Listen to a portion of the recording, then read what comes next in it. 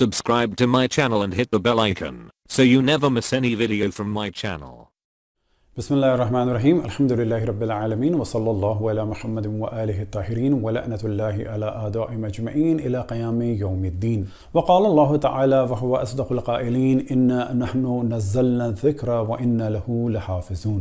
एक गुफ्तगू सुनी मौलाना अब्दुल अजीज़ साहब की कि दुआ है कि खुदावंद तबारक व तआला उनकी तौफ़ीक़ात में इजाफ़ा फरमाए और उन्हें और उनके तालिब इल्मों को ये तौफ़ीक़ अता फरमाए कि रसूल अल्लाह सल्लल्लाहु अलैहि वसल्लम की आल पर जो मसाइब हुए उन्हें समझें और उनके फ़ज़ाइल से आशना हों। इंडिया में वसीम रिज़वी ने जो कुरान की 26 आयात के बारे में कहा उसकी मज़म्मत सबसे पहले उलमाए तशय्यो ने की, लेकिन अब्दुल अजीज़ साहब ने उसको बेस बनाकर शियों पर एक हमला किया। और ये बिल्कुल ऐसा है जैसे कि हम अहले सुन्नत पर हमला करें और ये कहें कि सलमान रुश्दी और तस्लीमा नसरीन क्योंकि सुन्नी हैं, इसका मतलब है सुन्नी तहरीफ़ कुरान के कायल हैं। अब ये जो रविश उलमा अहले सुन्नत की शियों पर तोहमत लगाते हैं तो ये हमारे लिए अखलाकी और इल्मी एतबार से बिल्कुल सही है कि हम भी कुतुब अहले सुन्नत से उन रिवायात को बयान करें कि जहाँ पर तहरीफ का जिक्र हुआ, लेकिन ये बताते हुए कि जो रिवायात हमारे यहाँ हैं वो भी ज़ईफ़ हैं और काबिल एतबार नहीं,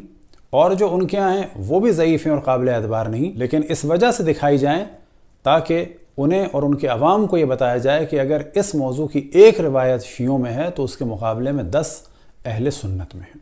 क़िबला मौसूफ़ ने बड़े आराम से कह दिया कि शियों को अब्दुल्ला इब्न सबा ने बनाया, तो हमारे यहाँ तो अब्दुल्ला इब्न सबा मलून की रिवायात नहीं है, हम फॉलो नहीं करते, गो कि आपके यहाँ काबुल अहबार यहूदी और तमीमदारी की बहुत रिवायात हैं। और आज हम देखते हैं कि शिया चाहे ईरान के हों और चाहे शाम के हों चाहे लुबनान के हों, वो तो ज़ायनिस्ट के ख़िलाफ़ खड़े हुए हैं, लेकिन आप खुद और आपके तमाम देवबंदी खुसूसन और फिर अहले हदीस और सल्फ़ी एक आदमी भी क़िबले अव्वल की बात नहीं कर रहा। अगर वाक़न आप जिहाद के कायल हैं तो कम से कम क़िबले अव्वल के लिए बात करें और नसीहत करें अरब हुक्मरानों को कि वो मुसलमानों के ख़िलाफ़ साजिश न करें। और हमें मालूम है कि आप लोग ऐसा नहीं कर सकते क्योंकि आप लोगों का तमाम दारो मदार फंड्स का इन अरब गद्दार बादशाहों पर डिपेंड करता है। आपने अपनी गुफ्तगू में कहा कि शियों की किताबें नहीं मिलती, छुपाते हैं, तो बताते चलें कि एक ऐप है, उसका नाम है आई शिया बुक। इसमें हज़ारों किताबें हैं और अगर वेबसाइट पे जाएं तो बहुत सारी वेबसाइट हैं कि जहां पर किताबें मौजूद हैं। पता नहीं कि आप कहां ढूंढते हैं और आपको नहीं मिलती। तहरीफ के हवाले से हम बताते चलें कि शियों में अगर तहरीफ से रिलेटेड एक रिवायत है तो उसके मुकाबले में अहले सुन्नत की यहाँ 10 मिलेंगी आपको। हमारे उलमा आमतौर पे खामोश रहते थे कहीं ऐसा न हो कि इस मौजू को डिस्कस करें और ये मौजू गैर मुस्लिमों के हाथ में जाए, लेकिन अब ज़माना बदल चुका है।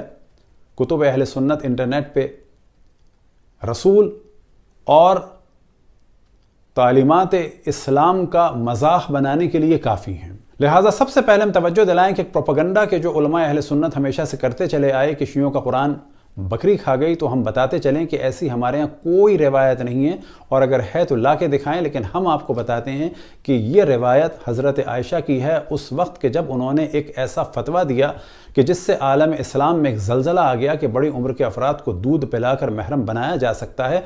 और जब उनसे सवाल किया गया कि ये कहाँ है तो आपने फरमाया, यानी जनाब आयशा ने कहा कि ये मेरे कुरान में था और कुरान मेरे बिस्तर के नीचे था, और जब रसूल अल्लाह सल्लल्लाहु अलैहि वसल्लम की वफ़ात हुई तो एक बकरी आई और वो कुरान का कुछ हिस्सा खा गई। तो सबसे पहले आपके सामने है सुनन इब्न माजा जिल्द नंबर 2, तर्जुमा है मौलाना मोहम्मद कासिम अमीन साहब का और सफ़ा नंबर है 51 और रिवायत नंबर है 1944। उर्दू का तर्जुमा आपके सामने हम बयान कर देते हैं।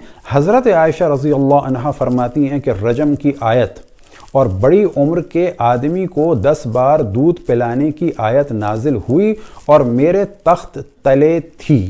जब अल्लाह के रसूल सल्लल्लाहु अलैहि वसल्लम का विसाल हुआ और हम आपकी वफ़ात की वजह से मशगूल हुए तो एक बकरी अंदर आई और वो कागज़ खा गई। याद रखें कि इसमें जो आप लोग कहते हैं कि ये منسوخ تلاوت ہو گئی تھی تو یہ واقعہ رسول اللہ صلی اللہ علیہ وسلم کے بعد کا ہے، اور یہ بڑی عمر کے افراد کو دودھ پلا کر محرم بنانے کا حکم حضرت عائشہ نے رسول اللہ صلی اللہ علیہ وسلم کے بعد دیا۔ آیت کے بارے میں فرماتی ہیں کہ میرے قرآن میں موجود تھی، اور اب کیوں نہیں ہے؟ کیونکہ بکری کھا گئی حضرت عائشہ کی یہ آیت۔ کیا قرآن کو منسوخ کر دیا بکری نے، اور وہ بھی حضرت عائشہ کی بکری نے؟ کیا ہم نے اس بیس پر کبھی آپ کو کافر کہا؟ نہیں کہا۔ ہم واضح کہتے ہیں کہ یہ ساری روایات جو شیعہ سنی میں ہیں یہ ضعیف ہیں، لیکن اگر ہم آپ کے بارے میں کہتے ہیں تو آپ کو بھی سوچنا چاہیے۔ ہمارے یہاں ایک ہے، آپ کے یہاں اس موضوع کی 10 روایات ہیں۔ آپ نے دوسرا موضوع ڈسکس کیا کہ شیعوں میں حافظ قرآن نہیں ہوتے، تو یہ بالکل غلط ہے۔ اگر آپ خود دیکھنا چاہیں تو محمد حسین طباطبائی لکھیں تو ایک بچے کی ویڈیوز آ جائیں گی کہ جو 5 سال میں اس نے پورا قرآن مجید حفظ کیا، اور ایسا کیا کہ اس روش پر کوئی بھی اہل سنت میں حافظ نہیں ہے۔ اول صفحه چیه؟ معاملت. صفحه بعد چیه؟ ام اتخذوا. صفحه بعد چیه؟ وهو الذي خلق صفحه الليل. بعد چیه؟ قل انما غزاكم. صفحه بعد چیه؟ قالوا فاتوا ونوحا.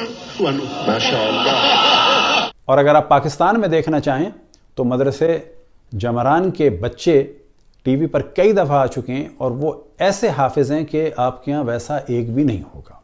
نمبر 505 بیٹا، پہلی آیت۔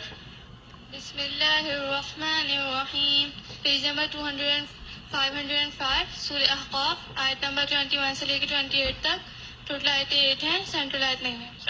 بسم اللہ الرحمن الرحیم، واذکر اخا عاد اذ انذر قومه بالاحقاف وقد خلت النذر من بین یدیہ ومن خلفہ الا تعبدوا الا اللہ انی اخاف علیکم عذاب یوم عظیم۔ لیکن دیکھتے یہ ہیں کیا اصحاب میں حافظ تھے یا نہیں تھے۔ تو سب سے پہلے آپ کے سامنے ہم کتاب پیش کرتے ہیں الجامع لاحکام القرآن، کہ جو مشہور ہے تفسیر قرطبی کے نام سے، جلد نمبر 1 اور صفحہ نمبر ہے 69۔ تو آپ کے سامنے جو نیلے رنگ سے ہم نے ہائی لائٹ کیا ہے، پہلے اسے دیکھتے ہیں۔ قال عبداللہ ابن مسعود ان صعب علینا حفظ القرآن وسهل علينا العمل به وإن من بعدنا يسهل عليهم حفظ القرآن ويصعب عليهم العمل به۔ اور دوسری روایت ہے عن ابن عمر قال كان الفاضل من أصحاب رسول الله صلى الله عليه وآله وسلم في صدر هذا الأمة لا يحفظ من القرآن إلا السورة أو نحوها ورزق العمل بالقرآن وإن آخر هذه الأمة يقرؤون القرآن منهم الصبي والأعجمي ولا يرزقون العمل به۔ اس کا کیا ترجمہ ہے؟ تو آپ کے سامنے آپ ہی کا ترجمہ بیان کر دیتے ہیں۔ الجامع لاحکام القرآن، کہ جو مشہور ہے تفسیر قرطبی کے نام سے، صفحہ نمبر ہے 66۔ حضرت عبداللہ بن مسعود نے فرمایا ہم پر قرآن کے الفاظ حفظ کرنا مشکل تھا اور ہم پر اس پر عمل کرنا آسان تھا، اور ہمارے بعد والوں پر قرآن کا حفظ کرنا آسان اور اس پر عمل کرنا مشکل ہے۔ یہاں پر کوئی تعریف بیان نہیں کی جا رہی، اور وہ خود اقرار کر رہے ہیں کہ ہمارے لیے مشکل تھا۔ اور اگر حفظ کرتے تھے اصحاب تو کتنا حفظ کرتے تھے؟ اگلی ہی لائن میں حضرت ابن عمر سے روایت کیا، اس امت کی ابتدا میں اصحاب محمد صلی اللہ علیہ وآلہ وسلم میں سے کوئی فاضل قرآن سے ایک سورت وغیرہ یاد کرتا تھا اور انہیں قرآن پر عمل بخشا گیا تھا، اور اس امت کے آخر ان میں بچے، بوڑھے اور اندھے قرآن پڑھیں گے اور انہیں عمل کی توفیق نہ ہوگی۔ تو آپ جو آخر امت ہیں، آپ کے بارے میں کہا جا رہا ہے کہ آپ قرآن پڑھیں گے، عمل کی توفیق نہیں ہوگی۔ ان اصحاب میں سے جو فاضل تھے وہ ایک سورہ یا اس کے آس پاس کچھ یاد کر لیتے تھے۔ یہاں پر انہوں نے اندھا کہا ہے، لیکن عربی میں اعجمی ہے، لہٰذا 2 نسخے ہیں، بعض جگہ اعمہ ہے اور بعض جگہ اعجمی ہے۔ تو یہ نسخوں کا مسئلہ ہے۔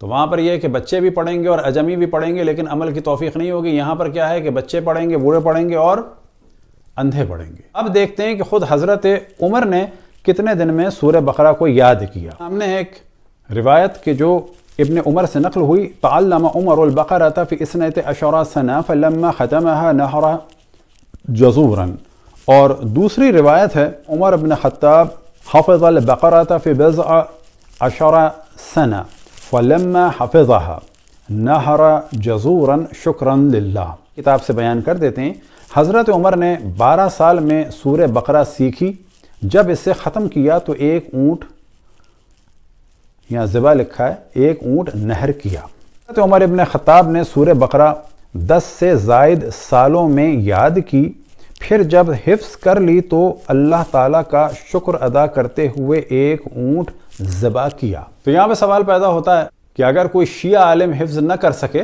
تو کوئی اس میں عیب نہیں ہے۔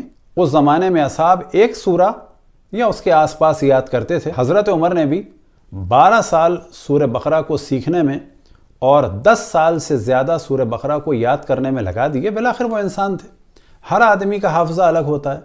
اصحاب کے درمیان 1,24,000 میں سے بعض علماء اہل سنت کے بقول 110 کے قریب کل قرآن کے حافظ تھے۔ کہا جاتا ہے کہ اصحاب حافظ تھے تو ابن عمر نے واضح کر دیا ایک سورہ یا اس سے کچھ زیادہ کے حافظ۔ آپ نے ذکر کیا ہے قرآن میں 6,666 آیتیں ہیں، تو ایسا نہیں ہے۔ اس قرآن میں 6,236 آیتیں ہیں۔ یہی جملہ اگر ہم کہہ دیتے تو آپ قیامت ڈھا دیتے۔ سوال یہ پیدا ہوتا ہے کہ آپ بھی اتنے ہی بہترین قاری ہیں، کیا آپ بھی اتنے ہی بہترین حافظ ہیں کہ جو آپ نے ذکر کیا کہ مکے میں ہمارے یہاں ایسے ہوتے ہیں؟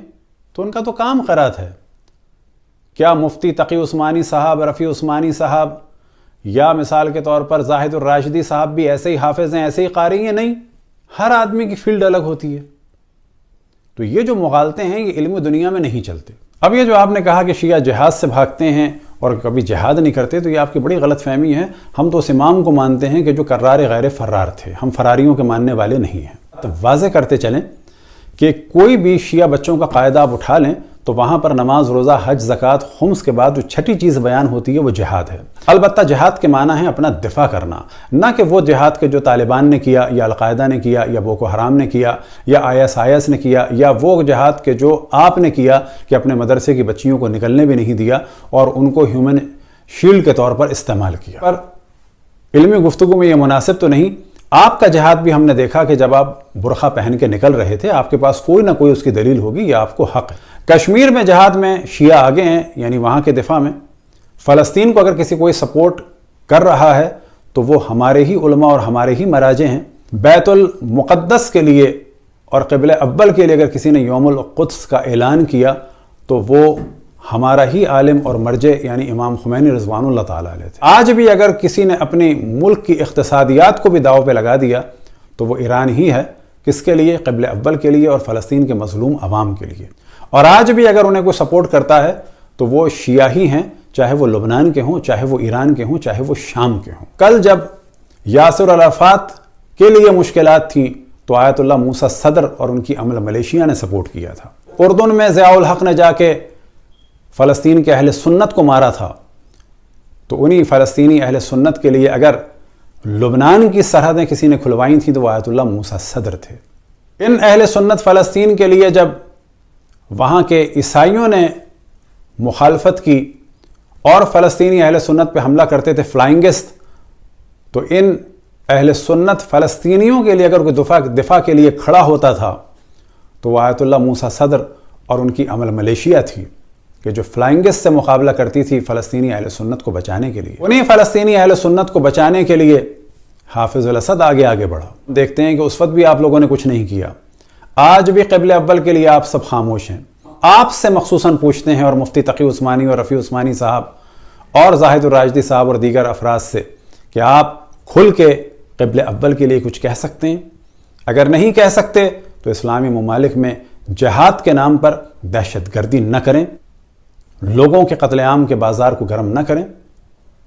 پرچم اسلام جہاد کے ذریعے سے یعنی عزت اور وقار کے ذریعے سے بلند ہوتا ہے، قتل عام کے ذریعے، دہشت گردیوں کے ذریعے سے نہیں ہوتا۔ وہ جہاد کہ جو طالبان نے یا القاعدہ نے یا سبات میں آپ لوگوں نے کیا پاکستان کہ فوجیوں کے سروں سے فٹ بال کھیل کے، ہاں وہ جہاد ہمارے یہاں نہیں ہے۔ وہ جہاد کہ جو آپ نے مدرسے سے فائرنگ کر کے فوجیوں کے خلاف کیا، وہ جہاد بھی ہمارے یہاں نہیں ہے۔